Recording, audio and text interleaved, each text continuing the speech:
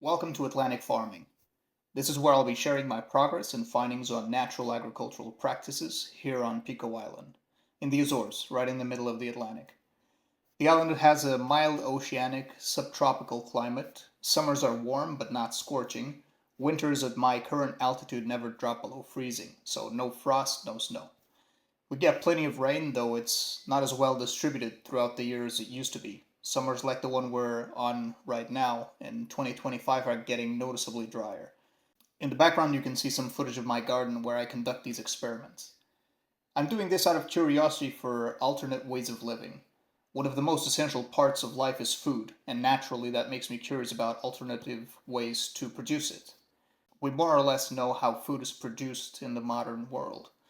It's often grown far away from where it's eaten, using heavy, complex machinery made from materials extracted, processed, and assembled in distant places.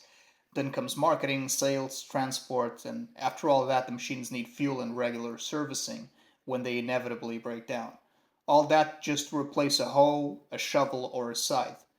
Tools that are simple, easy to maintain, and easily replaced. These are the tools that I've committed to using.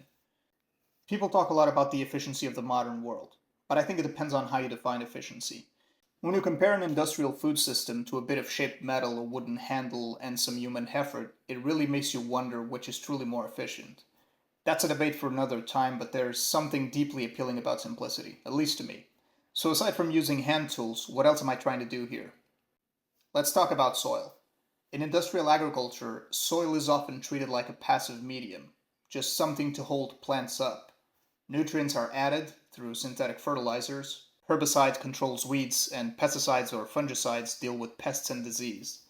But this approach kills the natural fertility of the soil, its structure and biology, and the life that developed over generations of organic cycles. Undisturbed soil in a forest, even one that's just a few decades old, is rich, dark, soft, and teeming with life. Agricultural soil, on the other hand, is often dry, dusty, and lifeless. That's where I'm starting from. This land used to be used for silage corn, rotated with potatoes and pasture. The soil is depleted, low in organic matter and biodiversity. One of my goals is to bring back life to the soil, slowly and without relying on many outside inputs.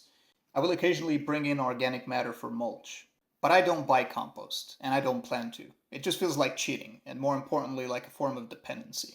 That's not what I'm aiming for. No judgment towards others, though. If you buy compost, it can be a great solution for you.